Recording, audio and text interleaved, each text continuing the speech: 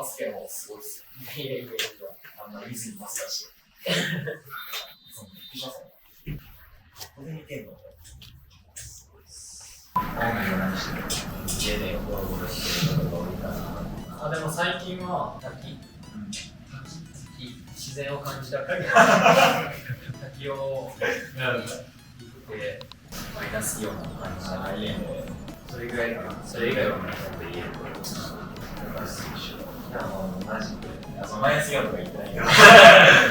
常に練習とか試合してるから僕はなんかゆっくりしたいからですね、家でね。で、まあ、チームメイトに誘われたらちょっと買い物になりぐらいですね。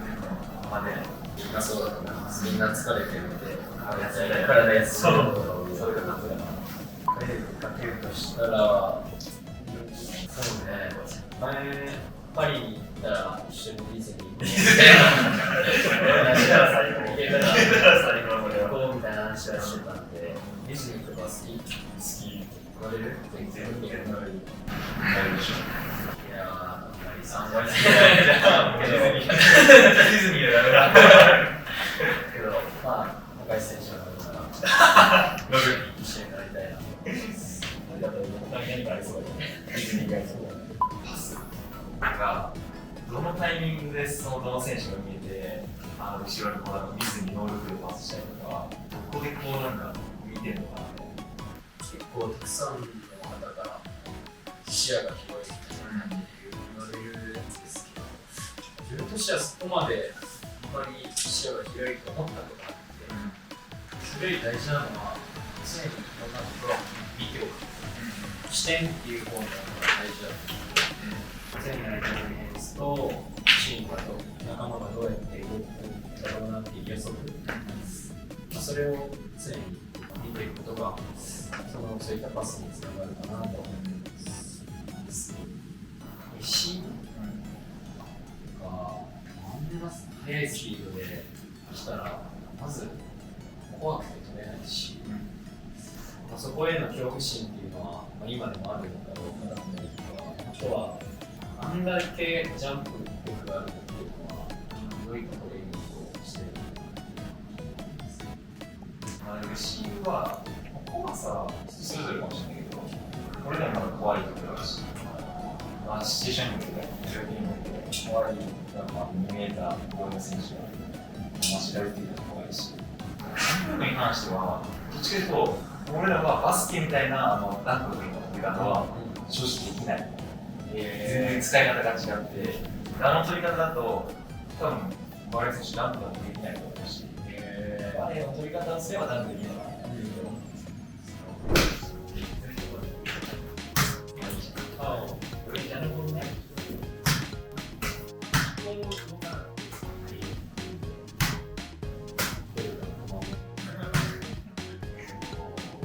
レシーブやってレシーブやりますよ。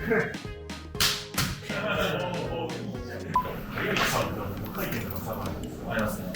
どっち難しいと思う？いや、深いのは難しいですね。もちろんスピンかかって120超えてたサーブはめちゃめちゃ速いですね。深い変なスーさんの気がす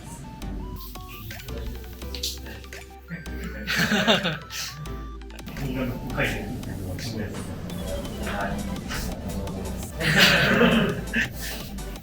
日本バスケットボール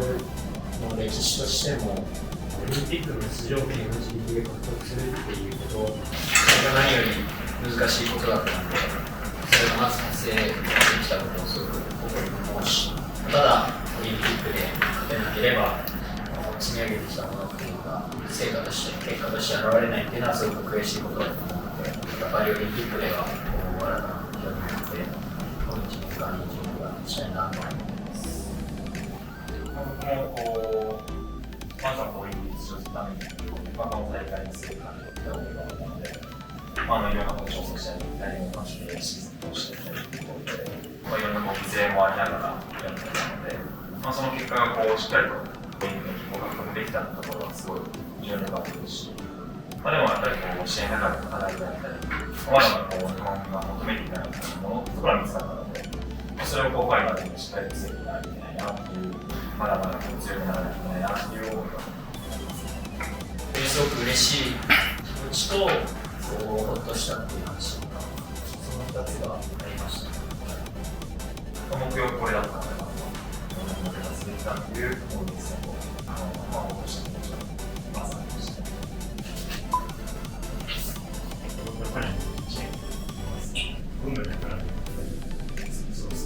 今回入れた、課題も含めて、それはもちろん目的とかそうですし、でも何か変わりがなく、本当に今までやっていたところでもちろんスキルの面であったり、時間の面一つ成長していくところがパリにつながっていくと思うので、本当に一つずつパリに向けて照準を合わせてしっかりと成長していくことがその結果につながると思います。課題一つ、才能をもらうとしてお互いに、どういう何が欲しいんですか、お互い。視野が広いっていうのが一つ欲しいな。バレーで使いますね。速さに生かせるかな。僕は絶対ジャンプ力、僕全然ジャンプ力なくて、バレーの本当にジャンプ力があれば、またバスケットに幅も広がるかなっていうふうに思います。バレーのジャンプ、バスケットのジャンプをおっしゃってました。バレーは両足で飛ぶんで、でもバスケはどちらかというと、あんまり両足で飛ぶじゃないですか。片足で行ったりする。片足でしに行くことが片足だと正直飛べないというか、私もスイングかなという飛べないんで、片足で飛ぶ強さは、またバスケとは違う。と言っても僕はバレーでまた飛べないです。バレー飛びでもです。僕はポイントガードなんで、よくコート上の監督っていうのは、年齢関係なくやっぱりチームの中心になるっていうのは役割としてあるし、だからこそ国内、国外で活躍されている選手とコミュニケーションを取りながらバスケットできたことは何よりすごくいい経験になるし、それは今後のキャリアにもすごく生かせるかなと思います。バレーはどちらかというとやっぱり経験とか年齢でところでやっぱり軸になるやつだと、あと試合、結果というかのその置かれてる立場っていうのは大体軸の選手っていうのがあって、で、自分自身もやっぱりそこになることがチームを勝つために必要っていうのだからこそ、いろんなことを経験してイタリア経験して常にトップの選手やって経験し続けて、で代表の中で結果を出して信頼を上げていくっていうところで軸を今自分につなぎ始めて、やっぱり全てが経験だったりチームの信頼を得られる力をつけていくのがつながるかなと思います。ありがとうございます。じゃあこれで大丈夫。はい、ありがとうございました。ありがとうございました。はい、近い。やっぱりお互いにいい結果を出しましょう。絶対出しましょう。頑張りましょう。頑張りましょう。